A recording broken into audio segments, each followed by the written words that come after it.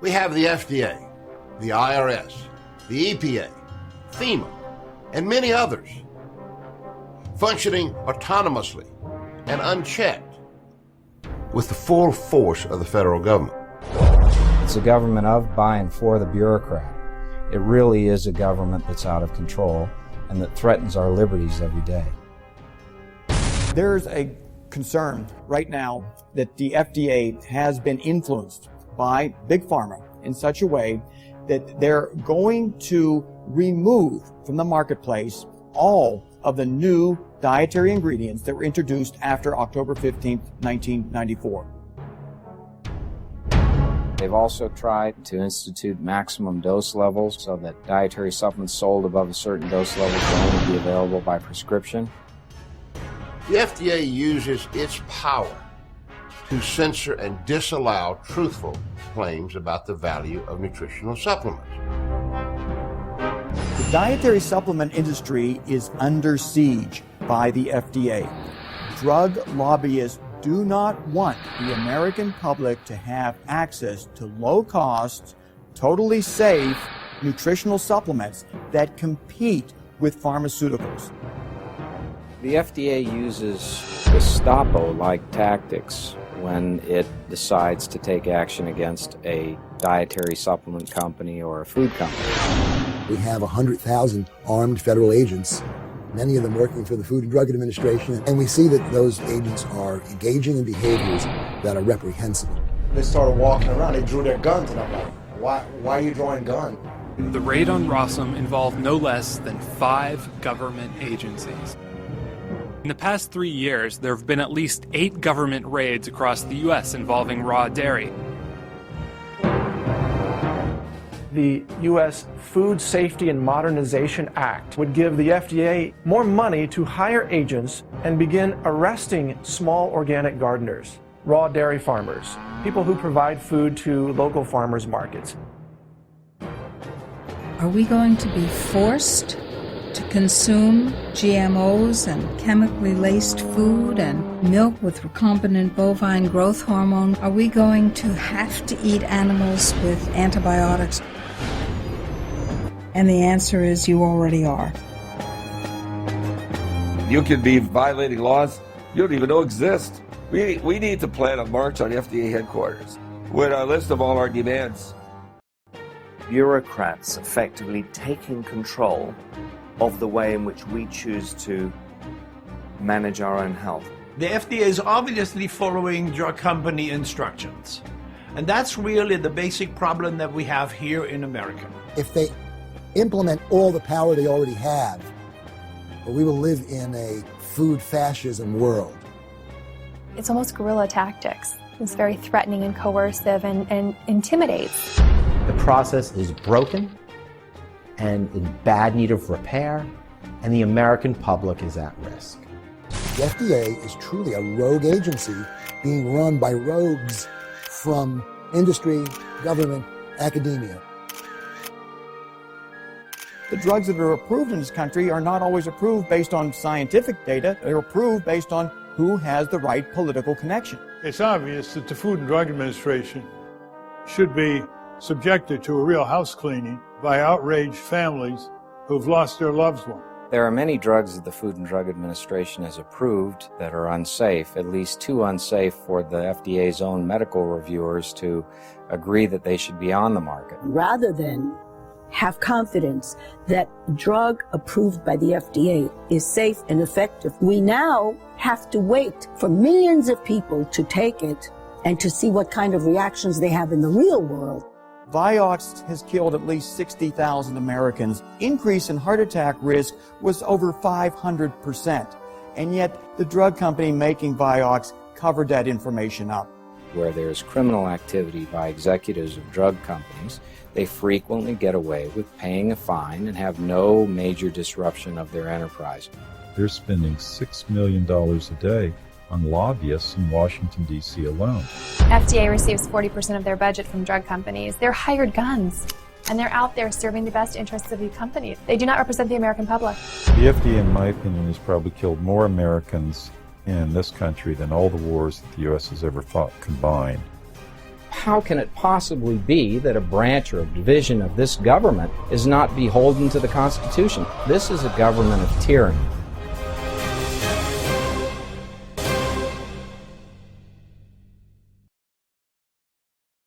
In the relationship between government-approved standardized medicine and all the other healing arts, we can see a pattern that goes back all the way. In, I think, about 1540, Parliament passed a law, the first Medical Licensing Act. It said nobody may practice medicine within the City of London unless they are first examined and approved by the College of Physicians and Surgeons under the Bishop of London. And of course, once that law was passed, the College of Physicians and Surgeons immediately started harassing all the other healers in the community.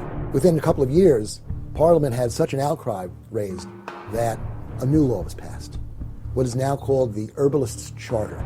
It was 1546. It was in the 35th year of the reign of Henry VIII.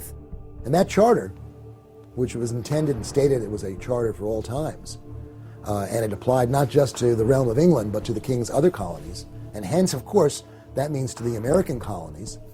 And those American colonies, when they became free and independent states, adopted the common law of England as our common law. All the common law of that time is part of our common law unless the legislature explicitly changes it. And so the Herbalist Charter, which reviews the history of the relationship between the physicians and the wise women and the herbalists and the others of its time that we would call alternative practitioners, or as I like to say, advanced healthcare practitioners.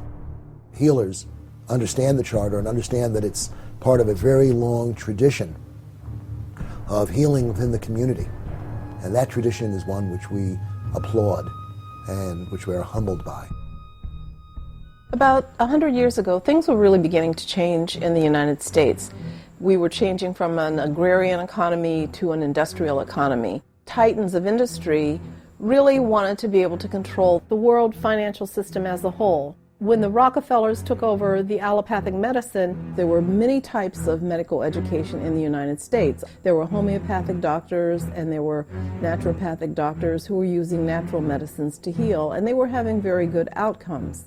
Once the Rockefellers took over the system, they closed down those other schools and they only promoted the sale of their drugs, they promoted surgery, and they promoted radiation. The Rockefellers were also in charge of the oil industry and the chemical industry, and they also made an alliance with a huge German concern called Big Pharma, which was a big chemical industry in Germany. The Food and Drug Administration was started in the 1930s, and it was sold to the people of the United States as an agency that was going to protect its food and drug supply. And of course, in the early part of the century, people wrote about some of the terrible things that were happening with the meat packing industry and in the food industry in general. Patented drugs were being advertised all over. And then there were, nostrums were considered secret formulas.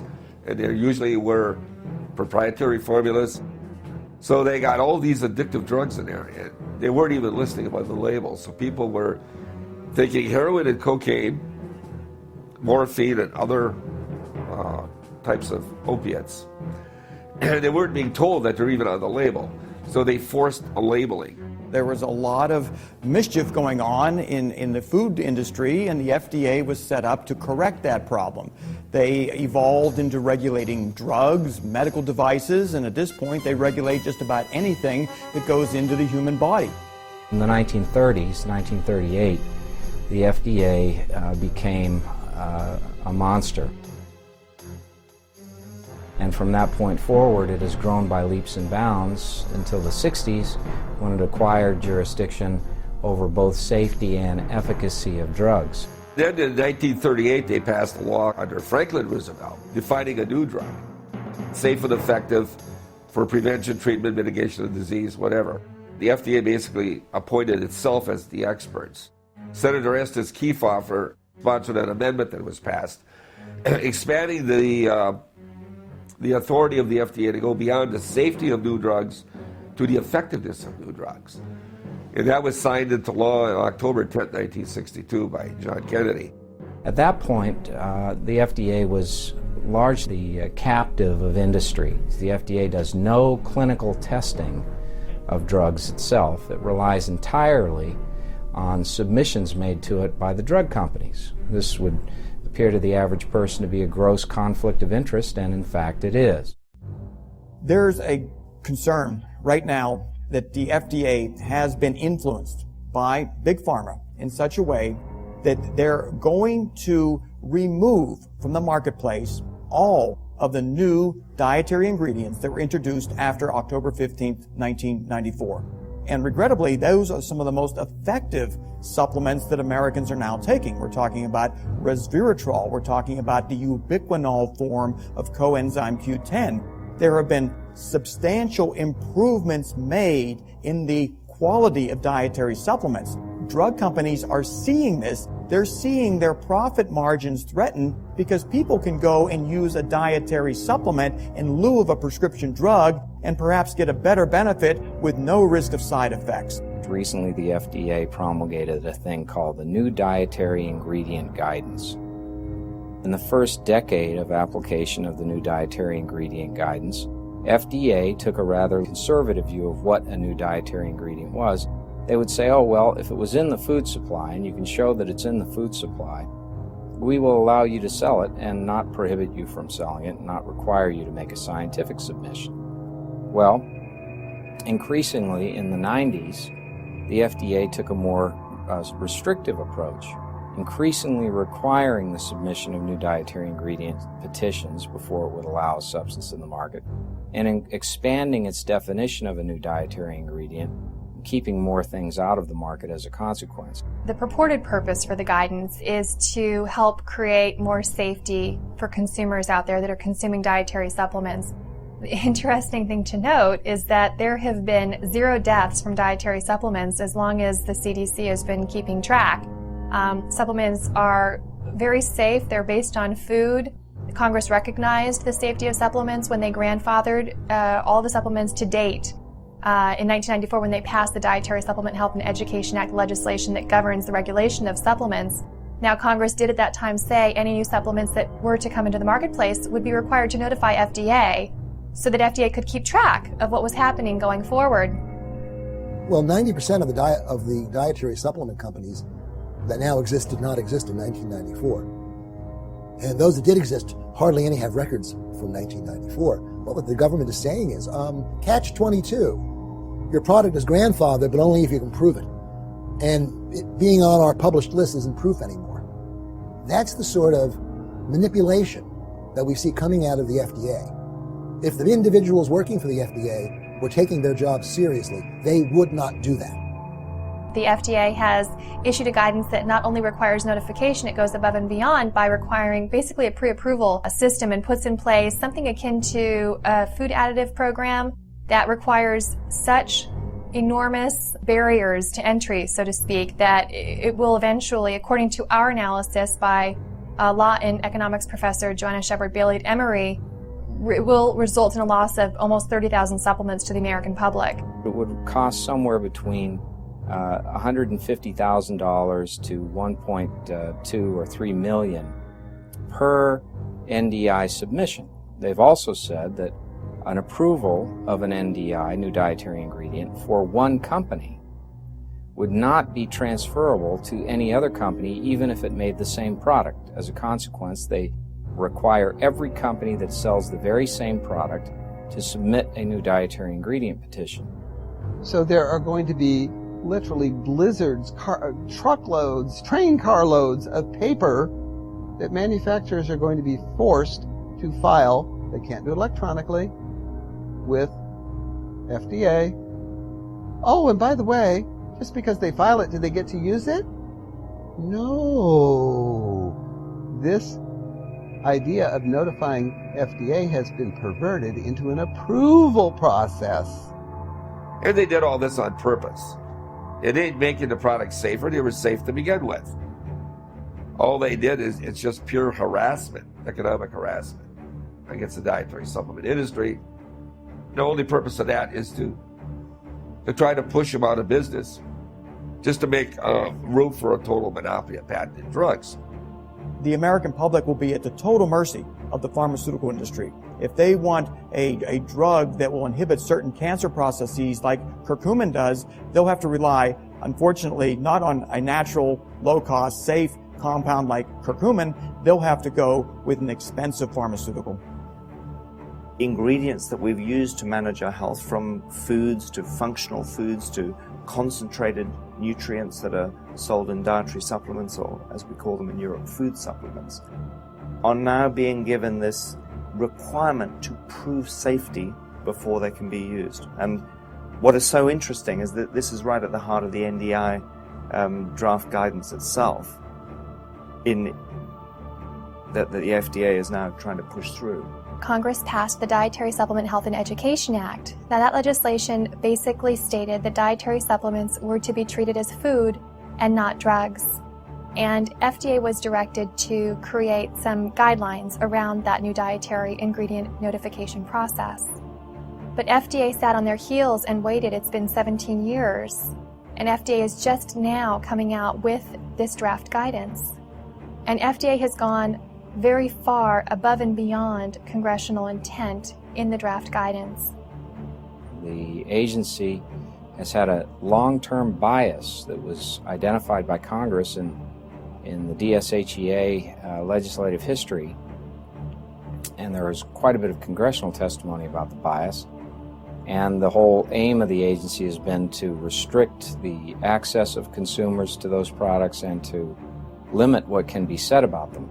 The FDA tried to circumvent it. They didn't like the idea that supplement companies were now able to inform the public about peer-reviewed research documenting safety and efficacy of nutritional supplements.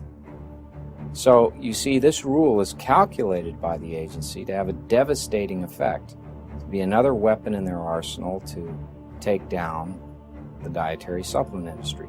It is cleverly masked with a public safety rationale. In point of fact, the rule doesn't operate to protect public safety. So you've got 3 times as much regulations for dietary supplements as you have for pharmaceutical drugs.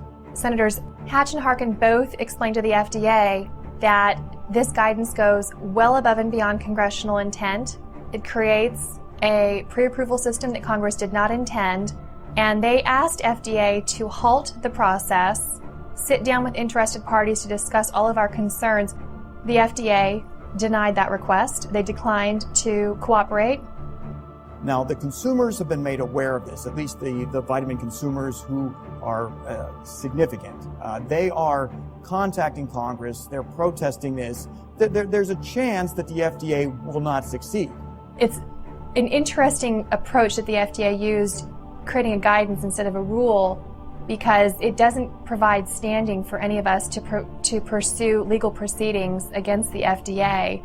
It's, I think, a very strong strategic play on their part. They're trying to keep this out of the courts because in many of the situations and sections of the guidance, they just don't have a leg to stand on. Now, a few years ago, FDA inspectors, they went around and they told everybody, you got to call all these products dietary supplements. It gives FDA jurisdiction to impose its dietary supplement good manufacturing practices on the manufacturer of that product. There's one thing that people don't know if you read the Dietary Supplement Health Education Act, is that a dietary supplement doesn't fall under that act unless you label it as a dietary supplement. Whereas you had the option of not putting that on there and leaving it under the food GMP, which is very easy to follow because it's been in effect for over half a century and it's a no-brainer. Why should we be required to go through an additional major hurdle when in fact the Dietary Supplement Health and Education Act, for which millions of American consumers fought so hard to get, basically doesn't require an additional regulatory burden for those products that are already safe and effective? Fear that the dietary supplement industry has is that if the FDA is given the power to restrict Americans' access to natural new ingredients. These are ingredients that people are ingesting as part of their diet for the most part. And then when a company extracts that and puts it into a capsule or a powder, the FDA wants to come in and say, well, now you've got to prove to us that that's safe and effective, even though there's no evidence that it's not safe and effective. The fear is that the FDA will try to do an end run around all the legal and political victories that have been won over the last 20 years and be able to restrict Americans from having free access to dietary supplements, to nutritional powders, to natural approaches to preventing and treating disease that compete against pharmaceutical interests. The Food Safety Modernization Act makes the situation at the FDA even worse than it has been up until now. The FDA does not have the capacity to figure out how products that are not clearly unsafe or clearly safe should be regulated. The FDA Modernization Act of 2007 gave the FDA unprecedented power over food. It gave it power to ban the interstate commerce in any food which had ever been studied for medical use. We fought very hard in 2007 to make sure that there was an exemption in that law for dietary supplements. Now, we did that because we understand that agency abuses power. And this act would give the FDA even more power, more money to hire agents to canvass the countryside across the USA and begin arresting small organic gardeners and begin intimidating raw dairy farmers and intimidating even people growing food in their own yards, in their own gardens, people who provide food to local farmers markets. All of these people are about to be assaulted by a new regulatory wave of intimidation and oppression that is really targeted against those who produce real food in America. The idea that we would treat something that's essential as if it were harmful and require that it have all the kinds of double-blind, placebo-controlled studies that underlie drug testing is designed to undermine the health of the public, to remove choice from the individual consumer, and to take responsibility away from us for taking care of our own health. So I think there's a tremendous movement now across the country called a local food sovereignty movement, where people are tired of the FDA and the USDA and EPA covering up for the criminality of our industrial for-profit food system and basically pretending that it's the little people, it's the small farmer, it's the small rancher, it's the small grocer, it's the small restaurant that's causing the problem. And what they're going to do with that authority is what they've done with all the authority they've had up until now. And that is to argue that every product that comes on the market should be assumed to be an unsafe product until the people manufacturing that product prove that the product is in fact safe. That's a good standard for something that's intrinsically harmful, like a drug or even a food additive.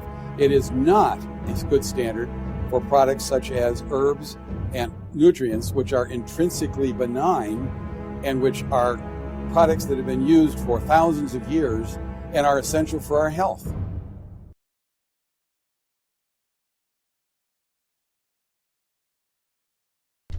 This is a government of tyranny. It is a government where the parties that under the Constitution are supposed to have, the branches of the government, that are supposed to have exclusive legislative, executive, and judicial power, have delegated those powers to unelected individuals who are not restricted in their actions by any serious limitation in statutory law or the Constitution itself.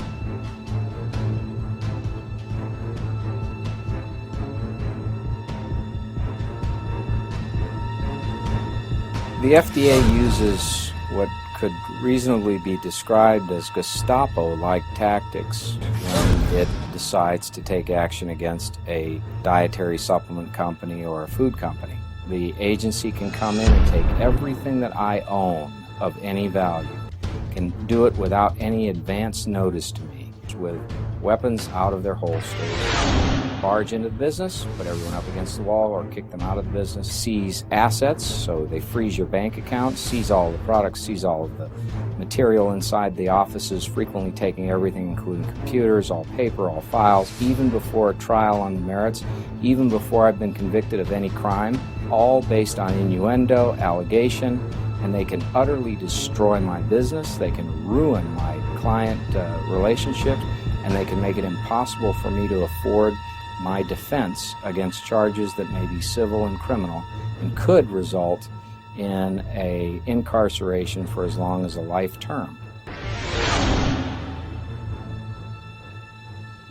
In 1993, they raided Jonathan Wright's clinic, the pioneering doctor who's made so many of the breakthroughs that we know now to be safe and effective available to the American public. He was so successful in his medical practice that the FDA had to take action because he was getting results that they weren't seeing with FDA-approved pharmaceuticals. He was selling injectable vitamins. He had a number of different compounds that simply weren't in the FDA's approval directory, and they shut him down for a period of time. But there was somewhat of a problem there. His patients were getting benefits, and it resulted in a citizens' uprising, and the result was the passage in 1994 of the Dietary Supplement Health and Education Act. It wasn't just Jonathan Wright, but it was almost like the straw that broke the camel's back. We arrived at the clinic, my wife and myself. She's a nurse, and she's our clinic general manager, and it was surrounded by cops.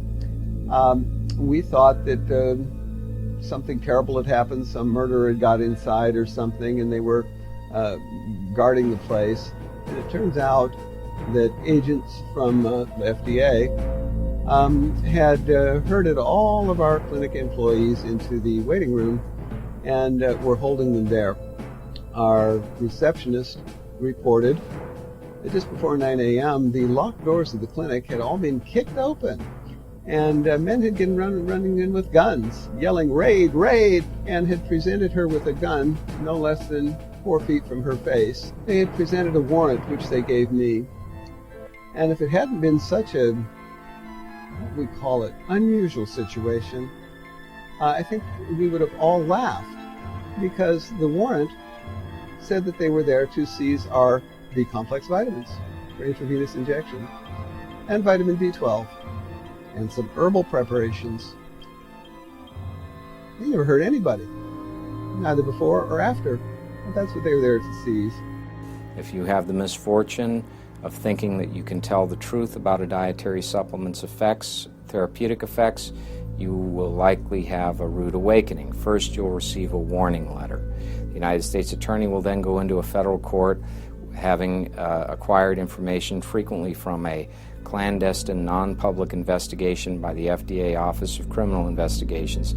Then that information goes to a judge. They tell the judge that you're a threat to public health. They present an affidavit from an FDA inspector that says that you're selling a substance that is an unapproved new drug, maybe nothing more than vitamin C. He issues a warrant. It's usually a search warrant and a seizure warrant. One of the principal outrages occurred in the early 1930s. Now, it turns out that if one looks up the archives of the Los Angeles Times, one will find that there was a celebratory dinner held in Los Angeles for a non-doctor by the name of Royal Rife. And this celebratory dinner was attended by faculty members from the University of Southern California, all of whom had signed affidavits to the effect that cancer patients they had sent to Royal Rife, treated by Royal Rife with energies, had all been cured. All right, what happened? Why is cancer such a problem now if Royal Rife could cure it? A lawsuit was instituted against Mr. Rife. The lawsuit dragged on. Oh, and his place that manufactured his equipment mysteriously burned down. In 2008, they had a very long inspection at my office, and that was, it lasted like 3.5 days. This is a small office here, right here in West Dallas. And I made a few products there, some herbal extracts. I made a colon formula called Perfect Colon Formula, another product called LeBeau's Cold and Flu Formula. I provided information in there on the benefits of the various ingredients in the formula. So I did, like I have been doing since 1994, I did research at the National Library of Medicine to see what the health benefits were. The U.S. Attorney then said, well, if you, small fine, no jail time, $100 maybe, I said, I'll think about it, and then I decided to close the business down because I decided there's no point staying in business if you can't tell people how products prevent disease. You see, the FDA shuts down all speech prior restriction regarding nutritional supplements, unless the FDA gives permission for such speech. It's incredible.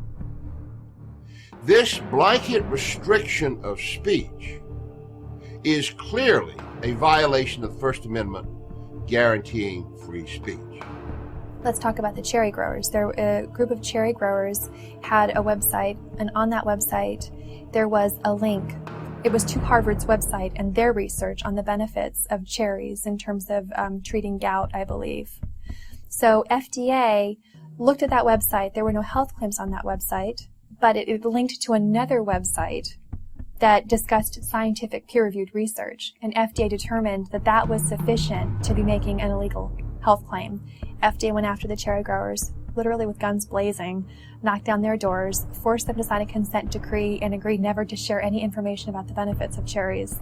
Again, at the risk of all sorts of legal proceedings and essentially the loss of their company. When it wants to censor someone from speaking out about cancer, or when it wants to exterminate a company that is providing nutritional supplements to the marketplace, the FDA will stop at nothing. It will violate laws, it will violate civil rights, it will violate due process, it will commit international crimes. I didn't realize until it was carefully explained that the FDA was a criminal. Let me say that again. The FDA was a criminal organization. The FDA routinely violates the Administrative Procedure Act. Now, this is a law. It was meant to protect citizens from businesses from arbitrary and capricious regulatory activity.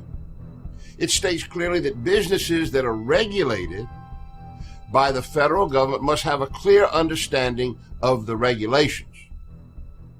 And more importantly, the regulations cannot be arbitrary and capricious. The FDA asserts that it would approve all claims presented to them that met the FDA's, quote, standard of scientific agreement. Yet nowhere in any FDA writings whatsoever was significant scientific agreement ever defined. Does that mean 10 studies in the American scientific literature? 15 studies in the worldwide literature? If the FDA cannot or will not define significant scientific agreement, then all of the regulatory actions are arbitrary and capricious. And that is against the law. If you're involved in alternative medicine, if you're involved simply in producing a healthier, more natural food, FDA doesn't always like that because the processed food companies, they don't want the competition. FDA will respond by literally sending in armed officers to raid the makers of healthy, natural products who don't have the wherewithal to defend themselves. The major milk producers, dairy producers, lobbied the Food and Drug Administration to rid the marketplace of an emerging new competitive threat from organic farmers. And to eliminate this threat, they did what many, many large companies do.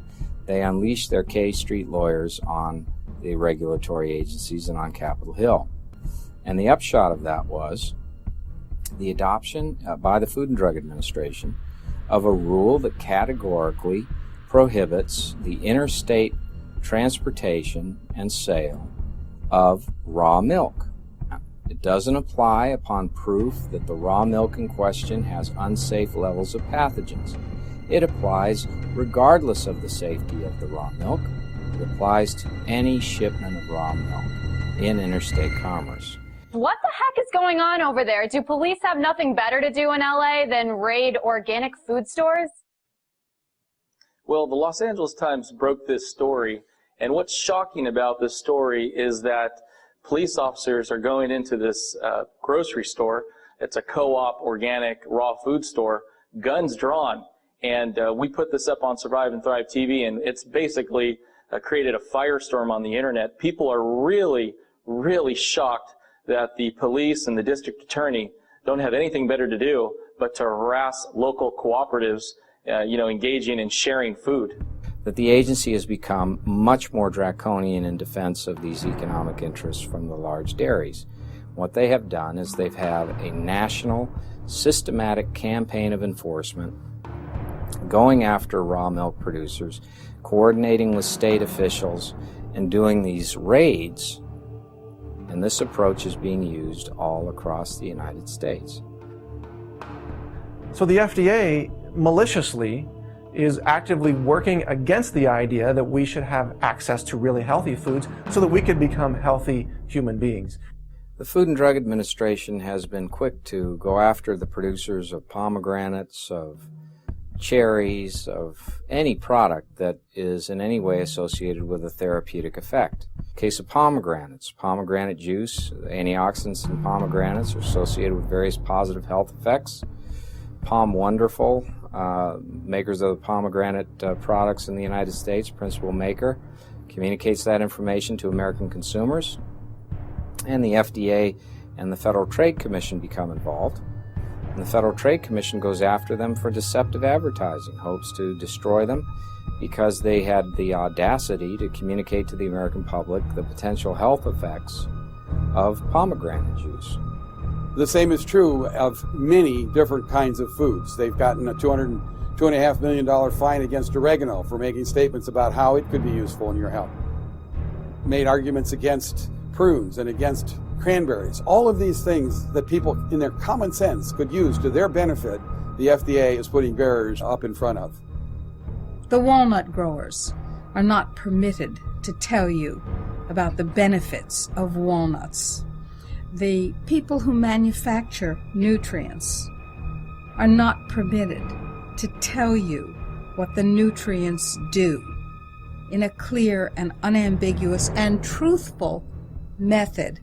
They ban absolutely the right to make treatment claims for any non-drug product, and in this way they keep people largely ignorant at the point of sale so that they are dependent upon drugs as their only means of achieving a therapeutic outcome, even though the overwhelming scientific literature supports the conclusion that food fundamentally influences our health and influences our ability to overcome disease.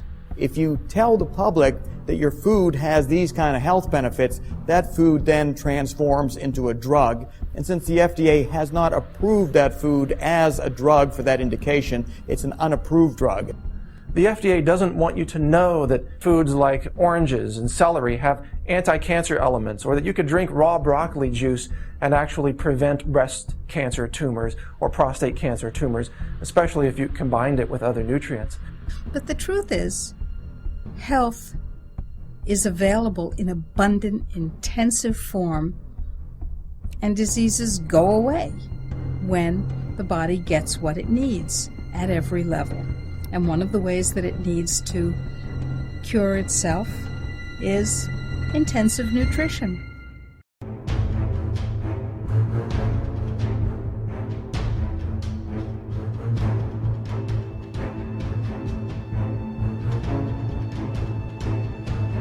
Health and food freedom and justice are not just local issues and national issues, they're truly international issues. We are facing challenges locally, nationally, and worldwide to our health and food freedom. We need to understand where the challenges are coming from. And they're coming from the same sources. And so we have on the international level, for example, Codex Alimentarius. That's Latin for the World Food Code. The World Food Code arose originally from the Napoleonic Code, from the part of it that dealt with food trade. Codex Alimentarius was created in the early 1960s by the United Nations. The stimulus was generated by a man named Fritz Termeer. Fritz Termeer had been the head of IG Farben.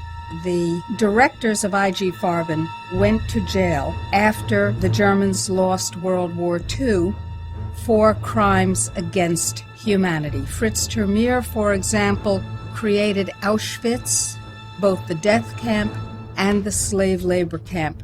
Fritz Termeer was involved in the selling of humans for vile experiments and in a variety of unthinkable inhuman activities. Fritz Termeer, after he was released from prison, called together pharmaceutical executives whom he had worked with, and they asked the United Nations to take over the world's food supply as a way of moving their world domination agenda forward. The United Nations said, "What a good idea." Codex's mandate is to promote world food trade and promote safety of that food. Oftentimes, what is written in the law books and what's really happening are not the same. Instead, we have an agency which is now controlled by the worst of the crony corporatist interests. The worst case scenario for Codex Alimentarius, if it were to be implemented in the United States, would be for the almost complete suppression of vitamin mineral supplements in this country. That is, all of the high potency, all of the great variety of dietary supplements that we see would be no longer on the market. Instead, what you would see is just more low potency vitamins, Fred Flintstone kind of vitamins, nothing that would really help a person. In terms of the FDA's involvement, is what are they doing on the international stage? And of course, within the food environment, the Codex Alimentarius, the International Food Code, is basically the particular forum that the FDA gets its chance to have input into systems that govern the way in which food will be controlled and the trade in food will be managed and how the consumers of foods will be protected. What has interested me over the years in attending Codex meetings is the FDA is one of the major controllers of policy. Whatever the United States wants, pretty much Codex goes along with. And what does the United States want? The United States wants what Big Agra, Big Chema, Big Pharma, Big Biotech, and Big Medica want.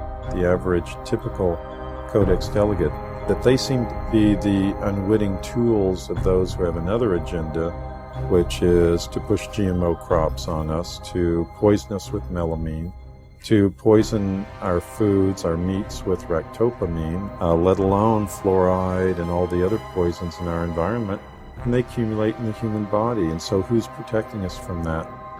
Codex is supposed to do that, but in effect what they're doing is giving a free pass to a lot of the industry to push these poisons through. People who reside in Europe and frankly other countries in the world where pharmaceutical interests have had so much power that they're able to restrict the potencies of dietary supplements down to levels that are so low that the supplement no longer has any efficacy. What Americans have free access to are not available to Europeans. There is no doubt that the move by Codex to put maximum permissible upper limits on nutrients that can be traded internationally and that are permitted in food is a genocidal maneuver. Those levels are below the levels necessary to prevent the chronic deficiency diseases of a variety of nutrients that all of us need. If the United States were to sign on to Codex, once they've gotten to the end of their process in terms of determining values of supplements that are going to remain available, that impacts the RDAs and the levels. So, for example, you may only get enough beta-carotene that you would get in half a carrot, as opposed to the much larger amounts that we all need to stay healthy. I take 10,000 international units of vitamin D3. The level permitted by Codex is 10. That's a 1,000-fold difference. If I believe that my body requires 10,000 international units of vitamin D3, as suggested strongly by numerous research studies, why should I not be permitted to have that information. Codex says that that information has to be kept from me. Why should I not be permitted to have access to it on the shelves? Harmonization, and I capitalize the first four letters, H-A-R-M, harmonization of national standards with Codex standards and guidelines would make anything over 10 international units of vitamin D3 per day unacceptable and unavailable, indeed illegal. Daily reference amounts can very easily turn into upper limits in dietary supplements, and we see that threat. In every instance except one, the daily reference amount for the nutrient is less than the amount you need to avoid the deficiency disease. You need, if you're a woman, 1.25 grams of calcium a day to avoid osteoporosis. Reference amount, 1 gram, just below what's needed to avoid being ill. Except for one so-called nutrient, fluoride, which of course is a toxin, a neurotoxin, and a mind control drug. Fluoride, 4 grams. It's okay. The FDA has been quietly agreeing with Europe.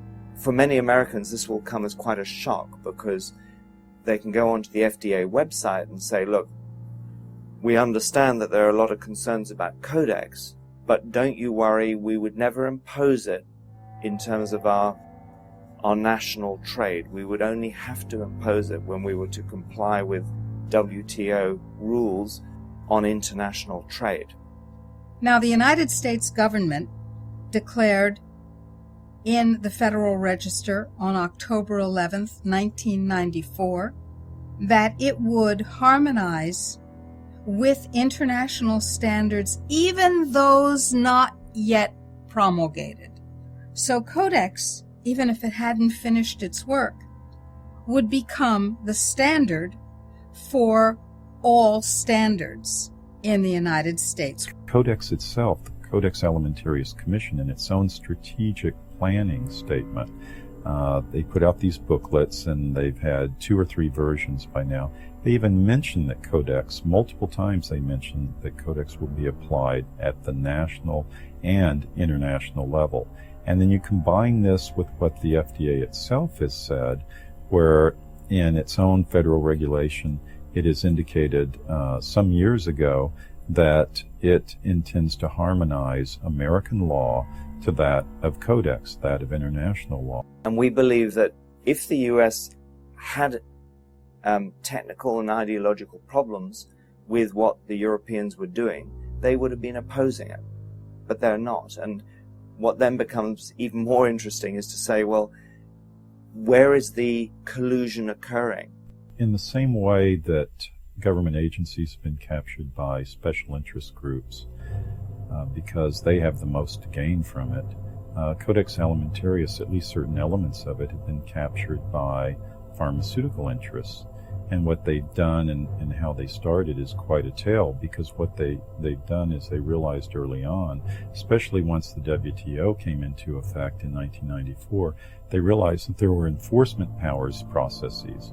That is, that once the Codex guidelines and standards were established, by capturing and directing and controlling the efforts of Codex, then they could have their agenda put in force, and their agenda being the suppression of natural alternatives that would compete with them. Because what do they do when they're faced with competition? They either beat it in the marketplace, or they do what the time-honored tradition is. You run to the government and you get laws and monopolistic rules and regulations passed that will enable them to put their competition out of business. So what's the best way here? Grab the global agency. And the global agency in this case is Codex Alimentarius Commission. From a Codex point of view, you've got to understand that the FDA is not being an ally to the American people. It's not speaking a language that is in any way in support of the dietary supplement industry or the practice of natural medicine. So we have a situation where we are faced with this irrational power to abuse our lives, and we have a choice. We can stand our ground, we can knuckle under them. constant public pushback is needed to make sure that the United States does not harmonize with Codex restrictions. There is what we call the Codex two-step, which Jim Turner, president of Citizens for Health, and myself developed, where we reading the Codex rules very carefully. It's clear how they're enforced. They're not enforced by Codex. No, they're enforced by the World Trade Organization. If you violate Codex rules, you may find yourself at the end of a trade sanction. You have various treaties that the United States is a signatory to, including, but not limited to, the sanitary, phytosanitary agreements, the SPS agreements, technical barriers to trade agreement, the Central American Free Trade Agreement, the North American Free Trade Agreement. And you look at that and you see that we are increasingly tied in by this interwoven, interlocking web of treaties and executory agreements, handshakes, and the like, that we won't be able to avoid even with DSHEA. And primarily as well, there is this overwhelming sense of international harmonization, and there will just be the sheer psychological force and effect of forcing us to conform with the way the rest of the world is headed. That's a problem, and that's something that we face, and that's the response to these people who say nothing's going to happen here.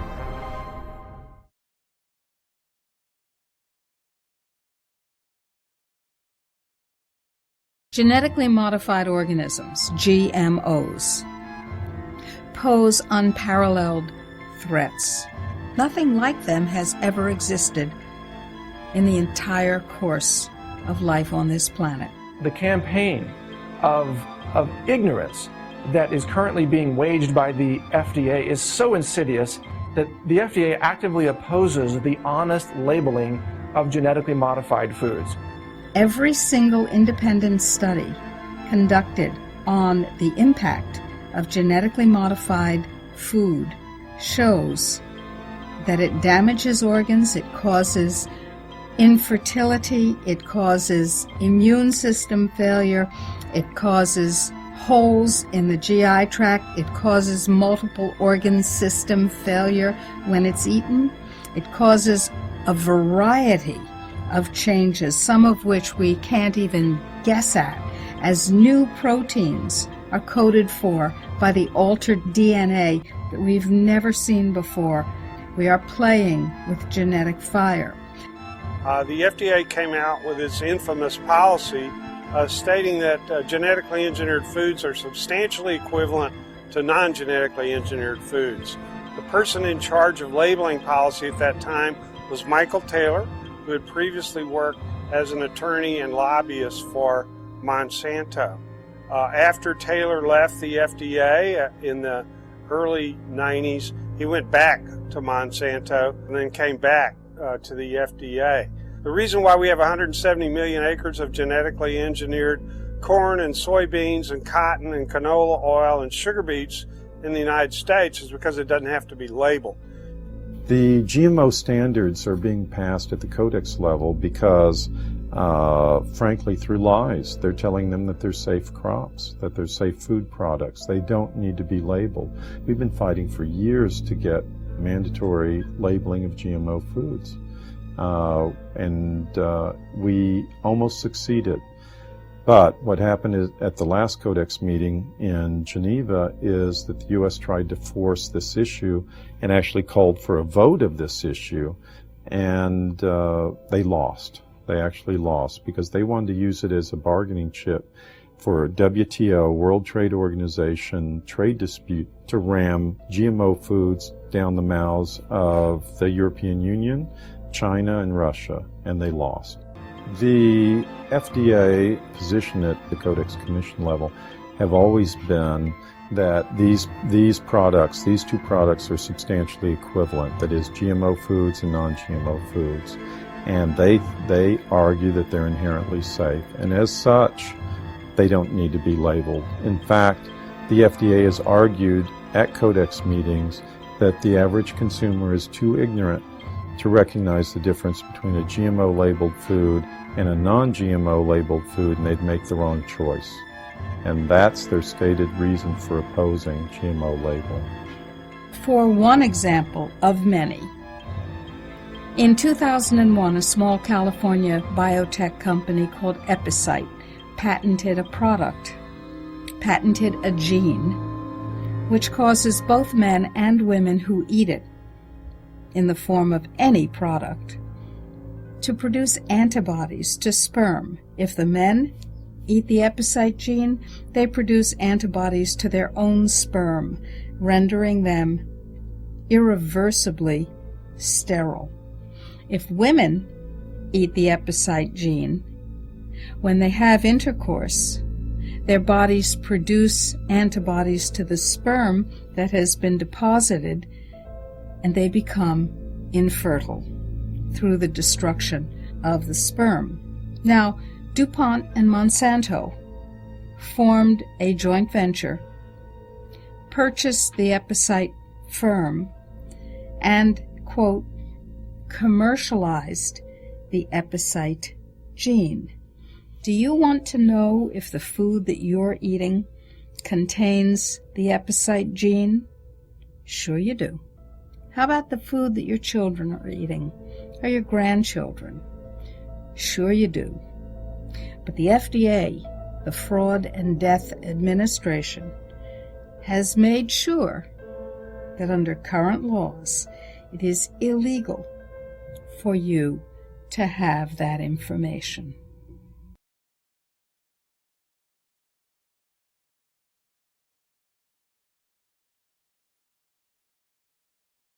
The United States has been transformed from a republic, a limited federal republic that the Constitution defines, into an unlimited bureaucratic oligarchy. What is perhaps most extraordinary about the U.S. Food and Drug Administration is that whatever it says is accepted as gospel by the conventional media and the conventional medical industry. FDA receives 40% of their budget from drug companies, and it's been this process where slowly but surely drug companies have gotten their hooks into FDA deeper and deeper. You have whistleblowers and you have former FDA staff members and employees who have come out and said that it's understood that FDA works for drug companies, they work for device companies, they work for the companies who pay their paychecks. But it's even worse than that. The FDA also stacks its panels, its advisory panels, with people who have strong financial ties to the drug companies themselves. So the FDA might form a panel on whether a certain vaccine should be approved because there's a certain epidemic that's expected to occur, for example. But the FDA won't reveal that the experts on that panel, usually 80% of them, have some kind of financial ties, if not direct ties, actually taking money directly from the drug companies themselves. Some researchers have been shown to be unethical, and there have been studies where documents have been altered where subjects who did not fit the criteria were enrolled in trials. Studies that were put together for the new antipsychotics that were submitted to get these drugs approved. There were 2 doctors down in Georgia. They ended up in prison. They were down there doing these studies, just bogus clients and not reviewing the studies right, just taking all the money, supposed to be running it through a university, but really having a practice on the side and doing it. And the patients that they were enrolling in these studies were not qualified to be in the studies. I mean, just all kinds of things wrong. But yet the FDA approved those antipsychotics with studies from these guys, and they ended up sitting in prison. The FDA didn't do anything and say, well, we can't, we got to pull that approval because, it was fraudulent studies that got it approved. The problem is that almost any of the drugs, the well-known drugs, the popular drugs, the blockbuster drugs, if you will, those will inordinately have been tested in a, one can say, fraudulent way. In this little game of Monopoly where you spend $900 million and you get a new drug approval, and then the public becomes the 4th stage of testing. We find out whether in a few years so many people are dying that it has to be pulled off the market. I never questioned vaccines. I knew about drugs and that kind of thing, and I knew they would market drugs and they later pull them off the market and all that. My daughter would get her vaccinations. I couldn't believe that they would put children's lives at risk. And Now I feel like I was taken advantage of, and that I was naive, and as was Chris, and that her life was taken from a vaccine she didn't need, about which we were falsely informed, and there was no justification, no medical justification for fast-tracking this vaccine, and that consumers were not being informed of the risk benefits. There's more injury and deaths to come unless we become more aware, do something about what's the process. You know, you have the FDA who approves, licenses, and follows a vaccine. They're working in conflict of interest with themselves. It's been 3.5 years since Chris died.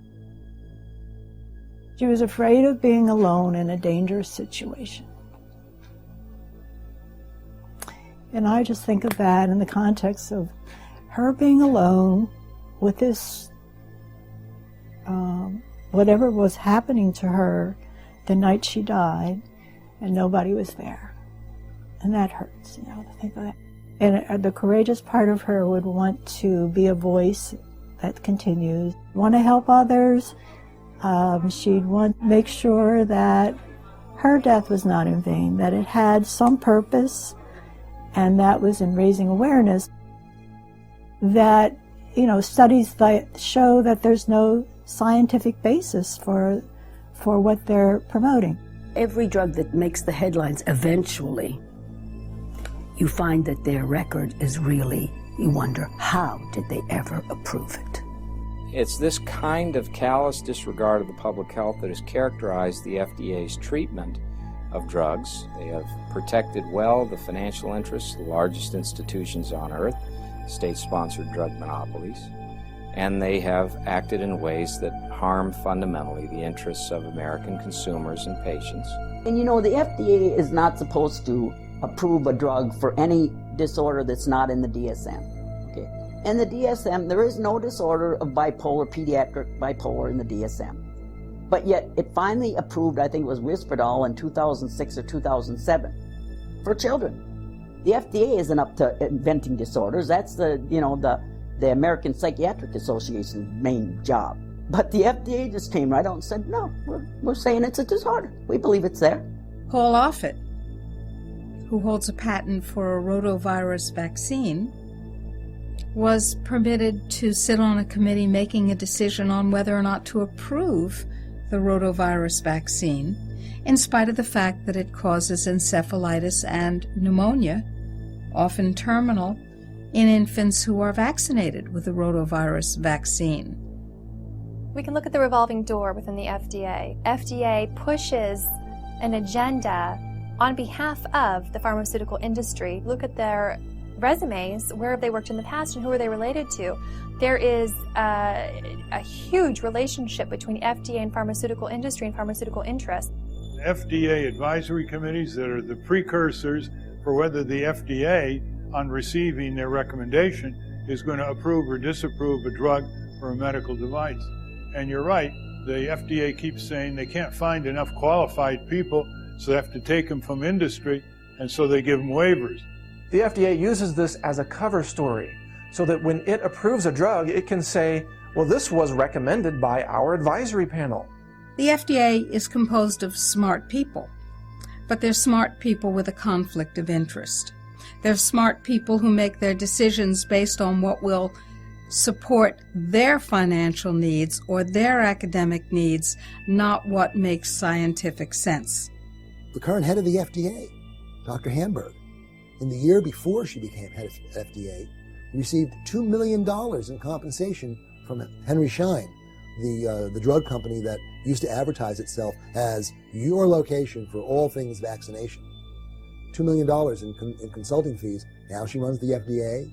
So here we have Margaret Hamburg, FDA commissioner, being told that RBGH milk will increase risks of breast, colon, and prostate cancers and not doing anything about it.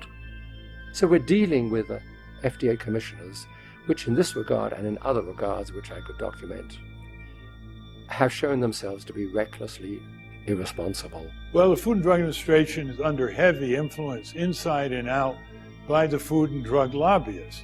Consequently, we are still being exposed to bovine growth hormone milk, which most Western countries have banned, like Canada and Norway. And we still have hormones and antibiotics in our meat products, which are at such risk that they're not able to be exported to a lot of countries that ban them. The FDA has removed all liability from vaccine manufacturers and participated in a vast conspiracy against humanity by covering up the damage that vaccines cause, by covering up the damage of GMOs, by covering up the damage that pesticides and herbicides and irradiation and all the other approved techniques and technologies that the FDA so happily endorses will cause. The biggest obstacle that we at the Government Accountability Project face is an internal environment at the FDA, which can be summed up in one word: terror. The employee will be fired and not only removed, but disgraced, possibly worrying about prison time, completely trashed and smeared. Even for the most esteemed scientists, when that type of harassment comes from the highest levels of a government agency that generally is respected, that's an extreme hurdle to overcome in the future. What's hard to understand is the enormous pressure that people that work at FDA are under, and the way that the insidiousness of the system works against the best outcomes for consumers. One person who we've worked with and talked to in great detail has had the experience of saying this drug should not be approved, and having his supervisor say to him, if you look around this room and see all the other people working here, do you realize that if we lose the money from the drug industry, these people will lose their jobs?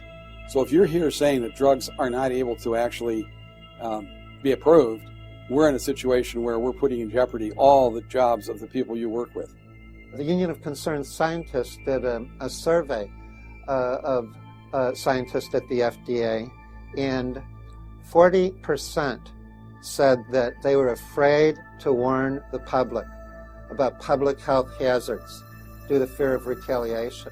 The FDA's deputy director of the Office of Drug Safety, David Graham, has repeatedly stated that there's this undue influence, that essentially he who pays the piper calls the tune. I would argue that the FDA as currently configured is incapable of protecting America against another Vioxx. We are virtually defenseless.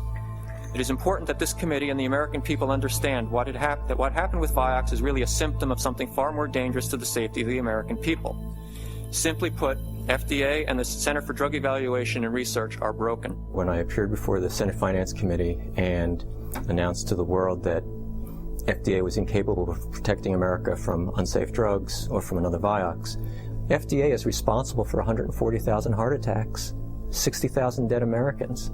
That's as many people as were killed in the Vietnam War. Within the Center for Drug Evaluation and Research, about 80% of the resources are geared towards the approval of new drugs, and 20% is for everything else.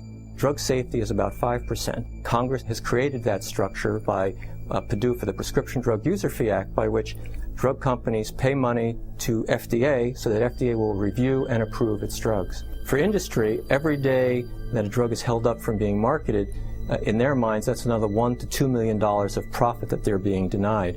And so the incentive is really review the drugs as quickly as possible, approve them as quickly as possible, and don't stand in the way of our making profit. When Dr. Graham challenged this atrocity from our government's friendly fire against trusting citizens, he got what I call the SS tactic. He was stripped of his duties, or there was an attempt to strip him of his duties, which was blocked thanks to support from Senator Charles Grassley. And to have 9 whistleblowers step forward together and sign a letter complaining about these outrageous medical practices was really unprecedented.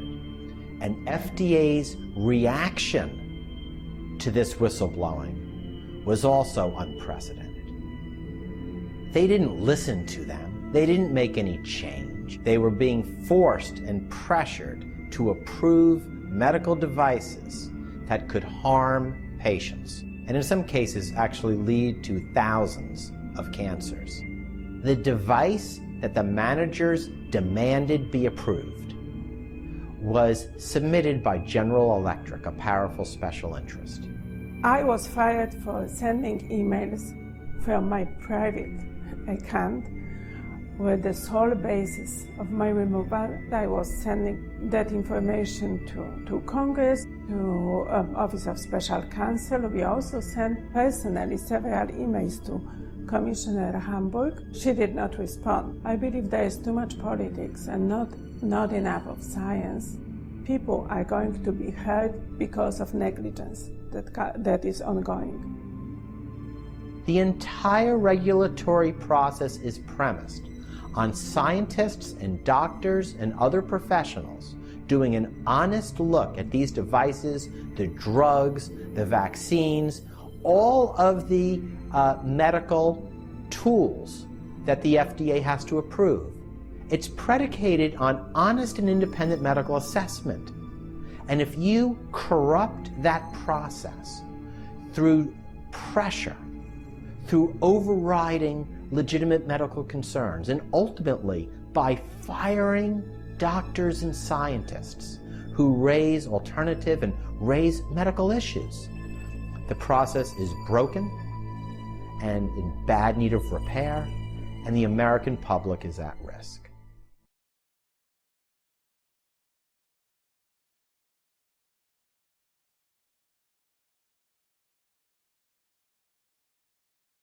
Every profit-seeking or power-seeking institution that is created in opposition to something else eventually begins to create the very thing that it claims to oppose in order for it to survive.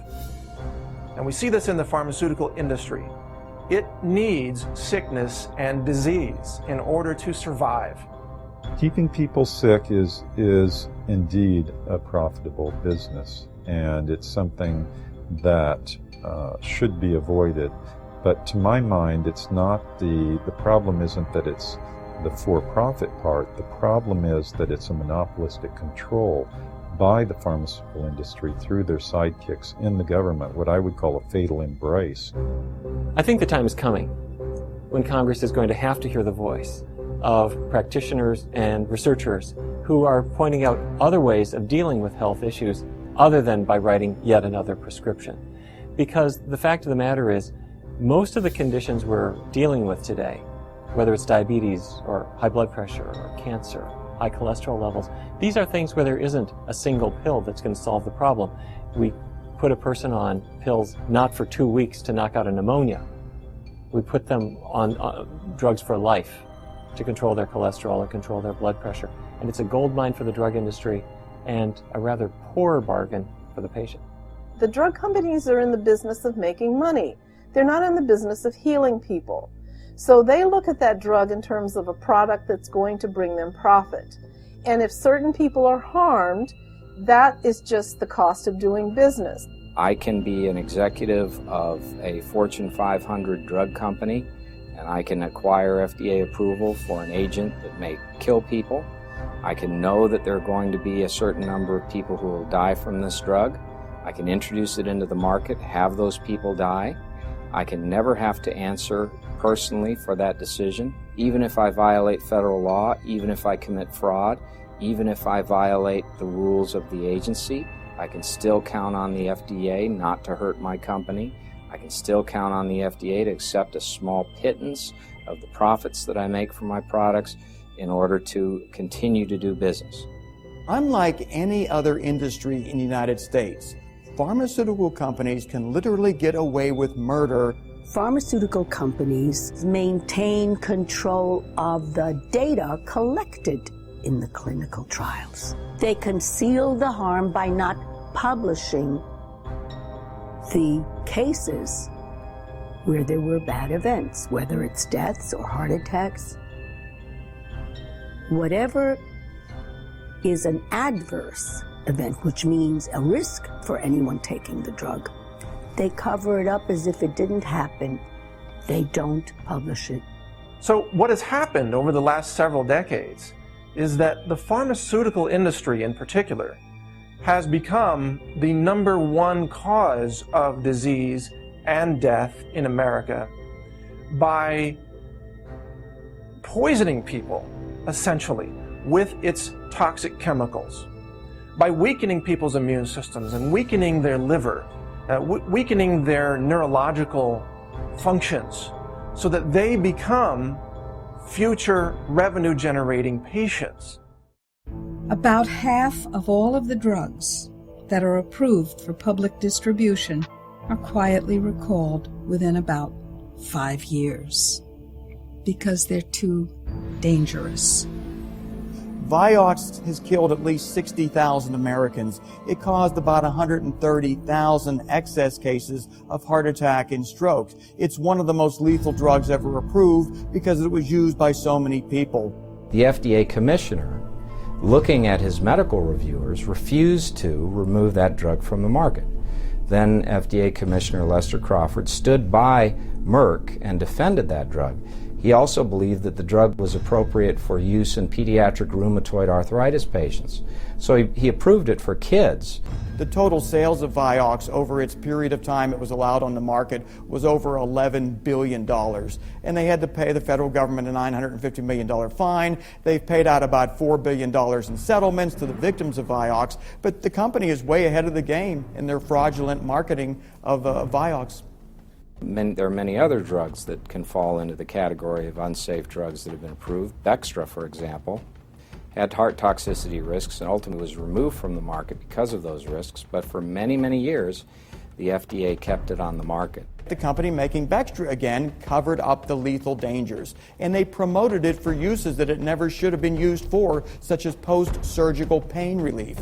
Statin drugs have been approved despite the fact that at the time the FDA convened its medical panel, review panel on the statin drugs, the panel at first refused to approve the drug. Well, the unfortunate reality of the drugs is that they block production of an essential energy enzyme, coenzyme Q10, which can lead to heart failure. So here we have, again, a situation where a drug has been approved to lower your risk of heart abnormalities that in the end can contribute to heart fatalities. K-Tic. It is a drug used as an antibiotic. There's plenty of other antibiotics out there, but K-Tic, that one caused severe liver damage. FDA had a hint that there was liver damage before the approval, but they approved it anyway. What's really frightening is the clinical study that was done to validate the safety of K-Tic never occurred. It was done at a clinical research facility that was closed at the time that the alleged study was conducted. But K-Tic did get approved, and as a result, it killed a lot of people, destroyed their livers, necessitated liver transplants, thereby ruining people's lives. It was something that never should have been allowed on the market, eventually was withdrawn, but it never should have been approved in the first place. There's one drug, Tracelol. Tracelol was used during heart surgery to prevent some bleeding, to control bleeding.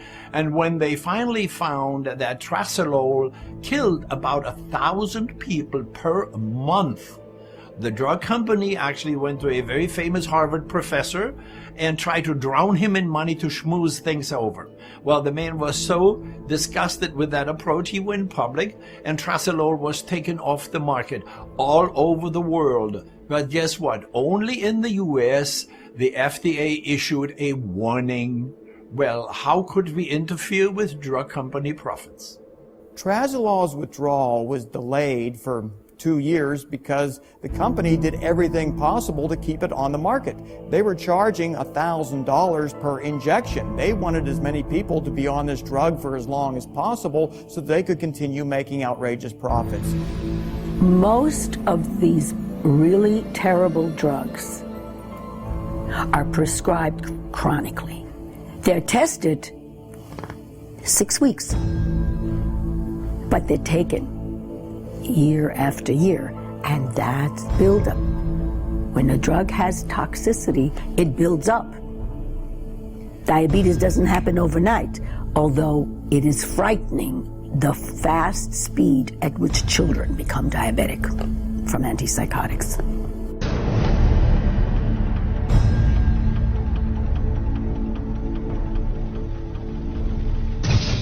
There are several psychotic drugs or antipsychotic drugs that the FDA keeps on the market, despite increased risks of suicidality and despite a substantial amount of evidence of birth defects associated with them. And there's Paxil, Zoloft, Fexor. These drugs and many others that are like them that are serotonin reuptake inhibitors have been shown to lack efficacy. The British health authorities banned the substance for children and for young adults. And in the United States, instead, the best that could be done was a black box warning, so that here in our country, we still make these drugs available to youth and increase the risk of suicidality as a result. If they had honestly told, GlaxoSmithKline had told parents, say, that what we now know, that taking Paxil is 8 times more likely to cause somebody to commit suicide than taking a sugar pill in the clinical trials, which they knew before the drug was even approved. If you were to tell a parent that, they're not about to give their kid that drug. This is 911. Who is this?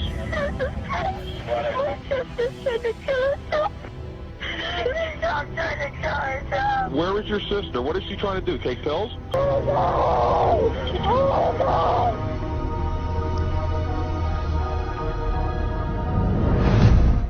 Avandia increases the risk of heart attack. And as a general heart toxin, it has been condemned in the peer-reviewed scientific literature. Despite that fact, FDA's own scientific review panel held it to be a heart toxin. Commissioner Hamburg decided that she would keep it on the market, available to those who are currently using it for precisely those people who are at the greatest risk of a heart attack or other heart abnormality arising from the drug. Accutane. That was an acne drug that was supposed to be given only in the most severe cases of acne because it was known it had side effects. It caused severe birth defects. They denied that it caused people to commit suicide, but it did. But they were able to keep the warning off of that for many, many years. One congressman, Bart Stupik from Michigan, his son committed suicide at 17. Now these are kids, they weren't diagnosed with depression, they weren't diagnosed with any mental disorder, and they take this acne drug and they commit suicide. And so the drug companies know this, but the FDA knows it too. When one of the producers of fractionated blood products intended for hemophiliacs realized that their product would kill people because it was contaminated with HIV, you would expect that Baxter would have destroyed the product. They didn't. With the encouragement of the FDA, they sold the product in Europe to hemophiliacs there and infected children with HIV. This company positively, absolutely knew that they had a medication that was infected with the AIDS virus. They took the product off the market in the U.S. and then they dumped it in France, Europe, Asia, and Latin America. So they made a huge profit. By the way, Joe, government officials in France that allowed that to happen actually had to go to prison for it. In America, not one corporate executive for this company has been indicted or even criminally investigated by our Justice Department. Why not? And if you've ever wondered why a terminally ill cancer patient is given lots of chemotherapy almost up until the point that they're dying or dead, it's because the economic incentive is there to continue putting chemotherapy into cancer patients who have no chance whatsoever of benefiting from it. In each and every case when we tried to recruit a mainstream oncologist, the question they asked us is, what is your chemotherapy bonus structure? I was unaware of this back in the year 2000. I asked them, well, what do you mean by that? They said, well, our pay is based on how much chemotherapy we prescribe. That's where our profit center is. And if we don't have a strong chemotherapy reimbursement incentive, we'll find a cancer center that will give us a strong chemotherapy bonus.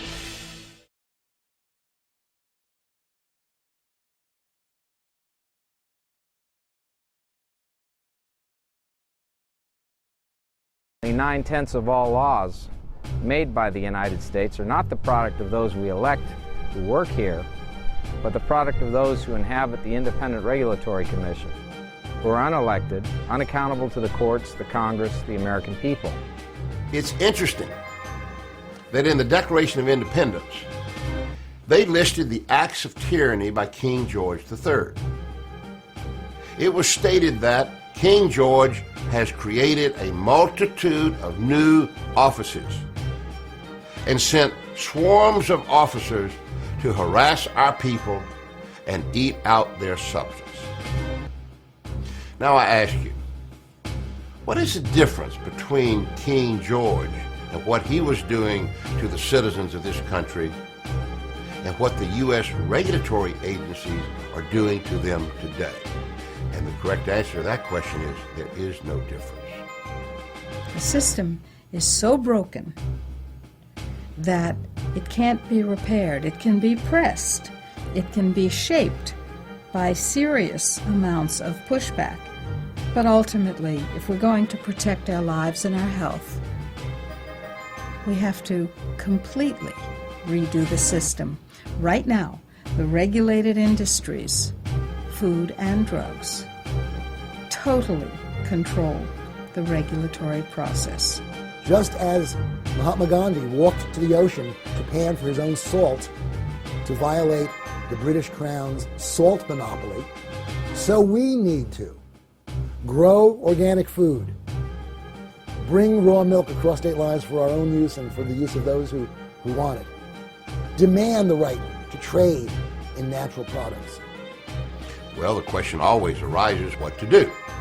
Should we write our congressman about the transgressions of the FDA? Of course.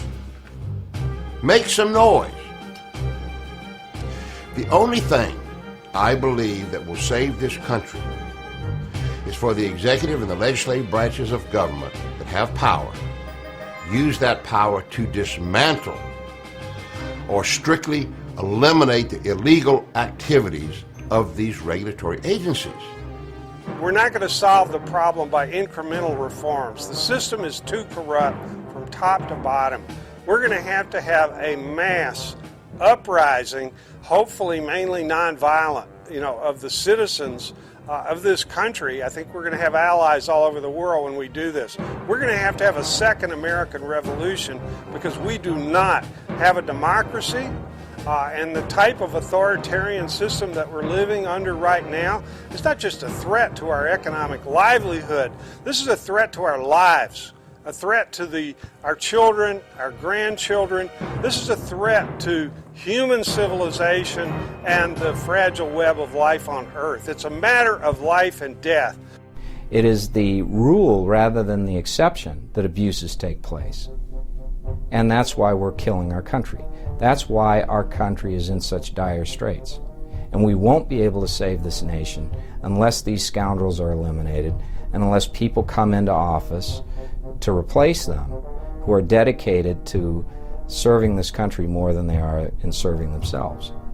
When we call Congress, we have a couple 100,000 grassroots activists, when they call Congress and talk about these issues, they need to be well informed and understand what it is that they're talking about. So the most important thing that people can do is educate themselves, get the facts straight, and get in touch with those that really can help to push our agenda in Congress and otherwise.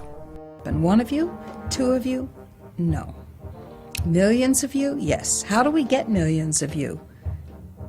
Because you send out the action item to your friends.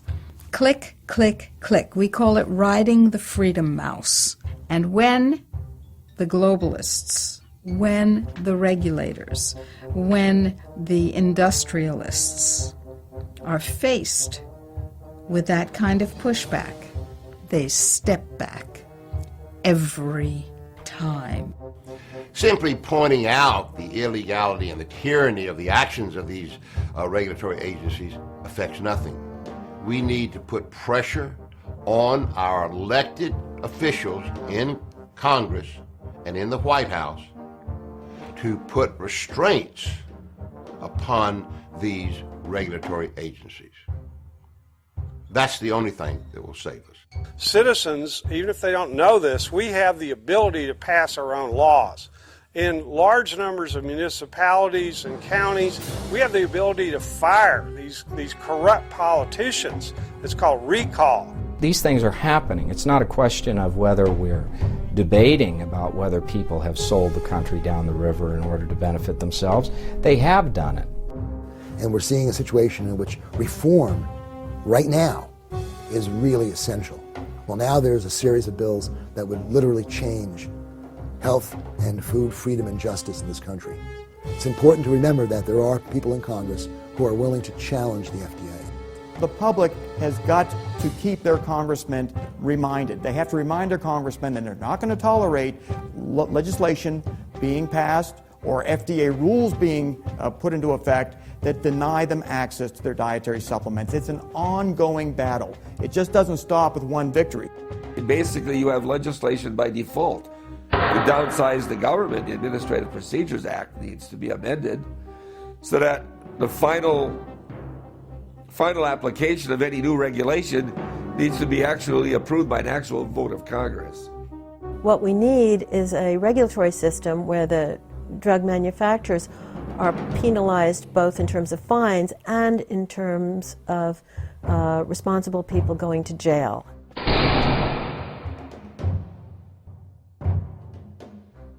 We actually take these executives from drug companies to court.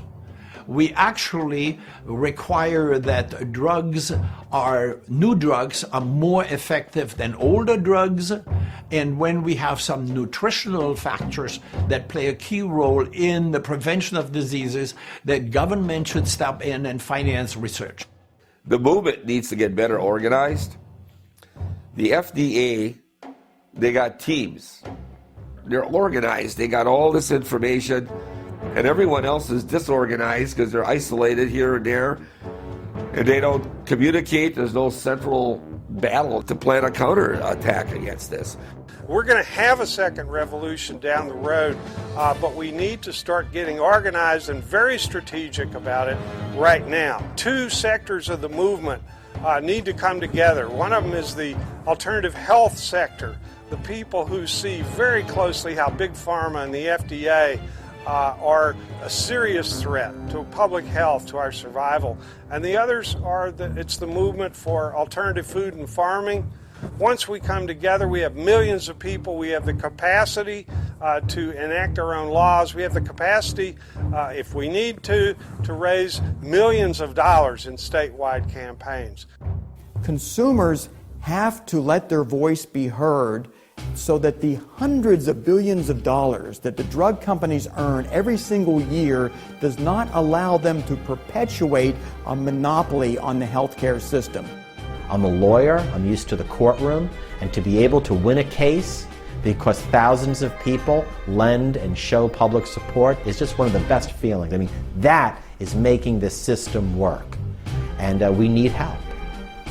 We all need to come together and increase our ranks because we really need to build an army. Just going to Congress, we're not even getting results. We need to confront our oppressors directly and then get the attention of the national news media. But, this has to be well organized. When we think carefully and when we stand their process on its head and use it to our advantage, we prevail.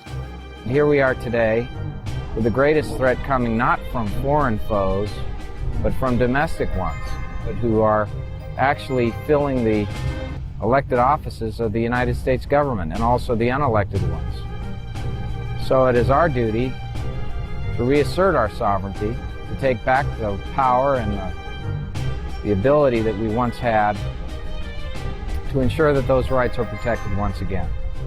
Our country was founded to protect the Constitution and the Bill of Rights. They didn't give them the mechanism to where a president and a Congress can merely pass a law that is more powerful than the Bill of Rights or the Constitution? No. They said you had to jump through hoops. You have to amend the Constitution to change it, which we all know is probably a 10-year process at the most. They wanted to make it difficult to do that. And yet we blindly now are passing laws that render the Constitution and the Bill of Rights worthless documents. And I think that's where the trouble comes in. We're not following the official documents of how our country is to run. And if you don't do that, then what do you stand for? There's really only one answer. Why do you sell your government away? Why do you sell the rights of people away? Why do you abandon this country? Well, you do it because you're a traitor. Because you value yourself more than your country.